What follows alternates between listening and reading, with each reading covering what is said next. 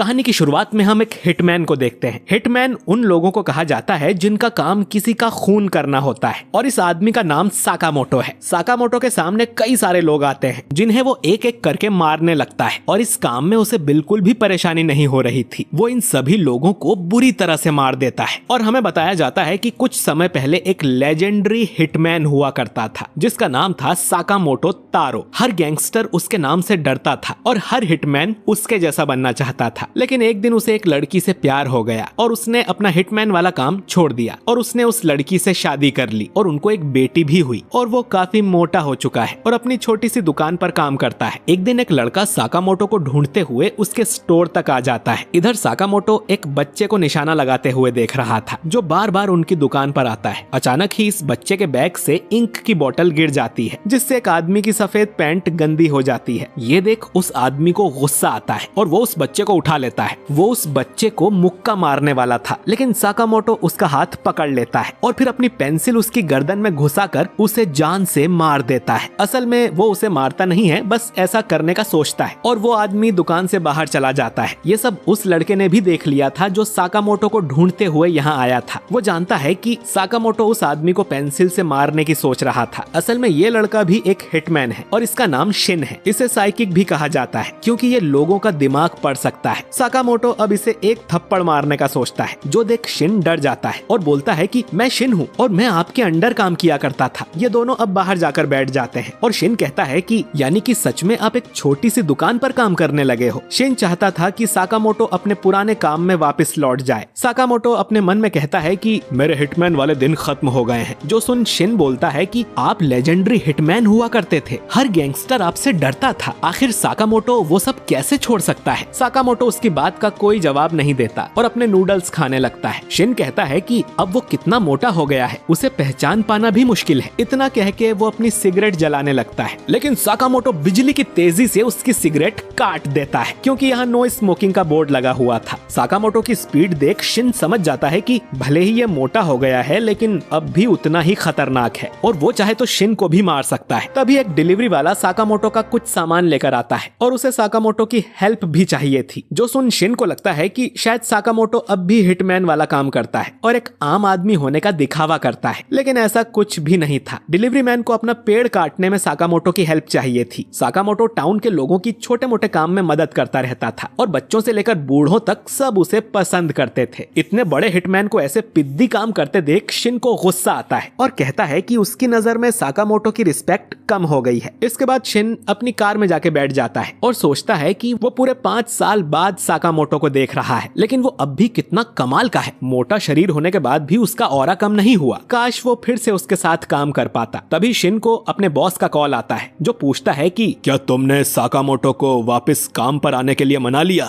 Shin कहता है कि नहीं, जिस पर उसका बॉस कहता है कि तो फिर उसे मार दो। अगर कोई हमारी गैंग छोड़कर जाता है तो हम उसका सफाया कर देते हैं, यही हमारी दुनिया का नियम है। और अगर ये काम शिन नहीं कर सकता तो वो किसी और को भेज देगा। शिन को असल में साकामोटो को मारने ही भेजा गया था लेकिन वो उसका बहुत बड़ा फैन है और ऐसा नहीं करना चाहता। लेकिन काफी सोचने पर शिन समझ जाता है कि उसके पास और कोई ऑप्शन नहीं है। अगर उसने साकामोटो को नहीं मारा तो कोई और मार देगा, तो अगर साकामोटो को मारना ही है तो ये उसी के हाथों होना चाहिए। अगली सुबह शिन वापस साकामोटो की दुकान पर पहुंच जाता है जहां उसकी वाइफ कहती है कि तुम तो कल भी आए थे ना, पर शिन उसका कोई रिप्लाई नहीं देता और अपनी गन में साइलेंसर लगा के स्टोर के अंदर चला जाता है। शिन साकामोटो से कहता है कि वो आज टाउन छोड़कर जा रहा है, तो वो जाने से पहले साकामोटो को गुड बाय बोलने आया था। इसके बाद वो साकामोटो पर गोली चला देता है लेकिन साकामोटो अपनी मुंह की कैंडी को बाहर थूक देता है जो उस गोली से टकराकर उसकी दिशा बदल देती है। इसके बाद वो शिन पर एक आइसक्रीम फेंक कर मारता है और उसके सामने से गायब हो जाता है और शिन उसका माइंड भी रीड नहीं कर पा रहा था। अब शिन का थोड़ा ध्यान बटाकर साकामोटो उसके पीछे से आता है और उसके मुंह पर एक जोरदार लात मार देता है जिससे शिन दूर जाकर गिरता है और कहता है कि पता नहीं वो क्या सोचकर साकामोटो से लड़ने आया था। इसके बाद शिन बेहोश हो जाता है। शिन को जब होश आता है तो वो साकामोटो के घर में था जो उसकी दुकान के ऊपर वाले फ्लोर पर ही है। शिन को साकामोटो की फैमिली के साथ डिनर करने बुलाया जाता है और शिन को समझ नहीं आता कि साकामोटो उसे अपने घर क्यों ले आया। कहीं इस खाने में जहर तो नहीं, लेकिन उसके शरीर पर जहर का असर नहीं होता। शिन जब खाना खाता है तो वो उसे काफी टेस्टी लगता है। शायद उसने कई दिनों बाद घर का खाना खाया था और साकामोटो का भी पहली बार यही रिएक्शन था। शिन को आज ये खाना खाकर इतना अच्छा लग रहा था जितना उसे कभी कोई काम करके नहीं लगा। और अब उसे समझ आ जाता है कि इन छोटी छोटी खुशियों के लिए ही साकामोटो ने वो काम छोड़ा था। डिनर के बाद शिन साकामोटो को खाने के लिए शुक्रिया बोलता है और जाने लगता है। साकामोटो उसे एक बोर्ड दिखाता है जिस पर लिखा था थैंक यू, फिर जरूर आना। शिन अपनी गैंग के पास चला जाता है जहाँ उसका बॉस उसे काफी डांट लगाता है कि तुम उसे मार क्यों नहीं पाए।